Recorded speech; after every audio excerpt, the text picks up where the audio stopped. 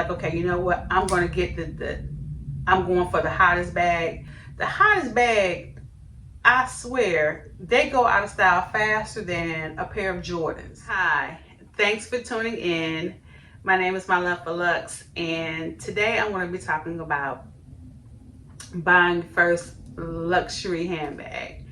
As far as my thought process on when I decided to say, okay, you know what, I'm ready to switch over brands and just expand my horizon.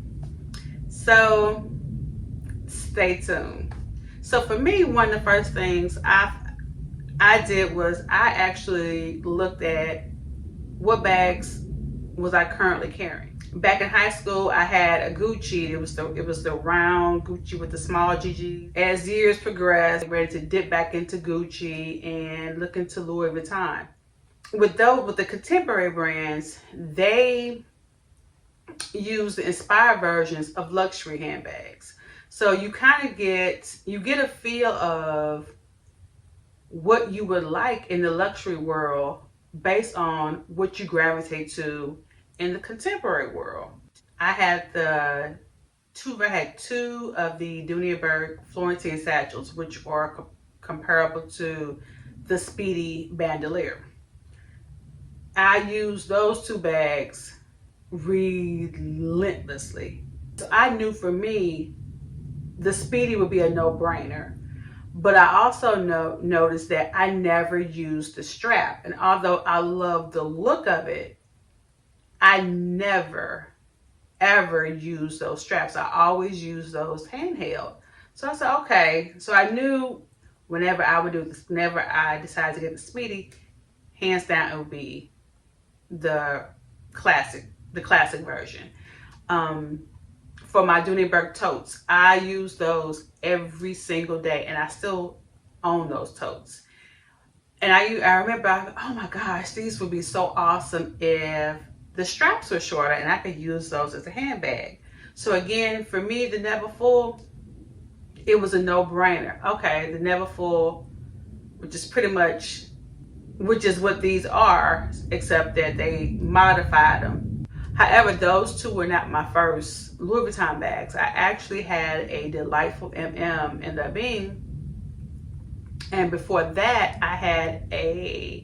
I decided to purchase a vintage Alma PM.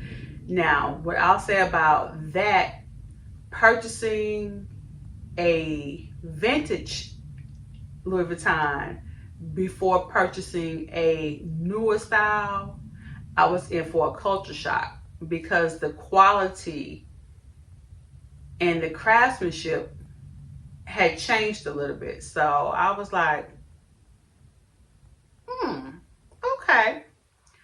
But nonetheless, I'm a shoulder bag girl, so the Delightful for me was a win-win for me. And that Alma PM, although I liked it, it was a little bit too loved. So I ended up actually selling that and later on purchasing the Speedy 30. Assess your current handbag collection and see what it is you actually gravitate to, because typically whatever you gravitate to in the contemporary world, you're going to probably more than likely like it in the luxury world. When I decided to cross over, I said, okay, I have 25 handbags. I said, well, let me sell 75% of these, use those funds to start purchasing, to use towards my luxury.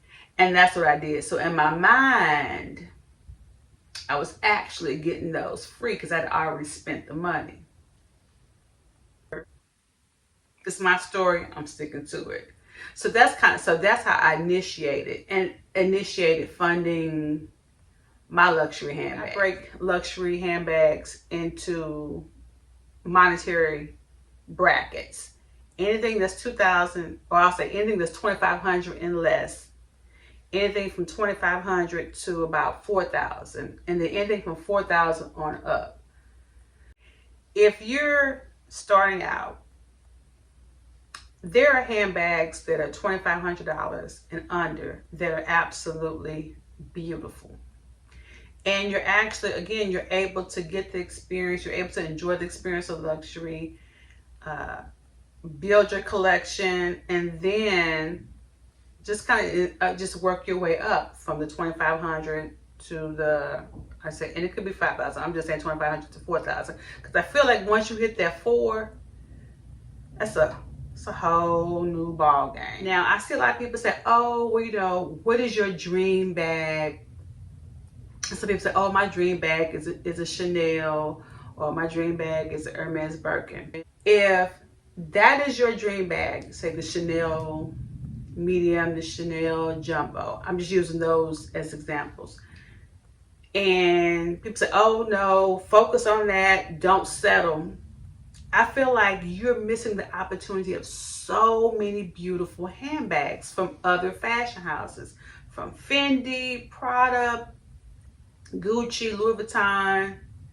There's just so many other beautiful handbags in other fashion houses that I feel like you could explore, and then kind of use it, and then to me, and just build your collection, and just really get a feel on what it is that you truly love. And it's like, nope, I'm gonna wait until I get my one dream bag. Let's look at, I want a new Chanel jumbo. So like, what is a Chanel jumbo? $7,400, $7,700, $7,800. For $7,500, this is what you could get. So for the one jumbo, you can get at least four luxury handbags, and and this is just from 3 different fashion houses. People talking about, oh, your first handbag, oh no, it needs to be a Speedy, or a satchel, or it needs to be, or should be a tote. Regardless of the fashion house, there's only a certain number of styles. You have a handheld, tote, shoulder bag, crossbody, a clutch, or a walk.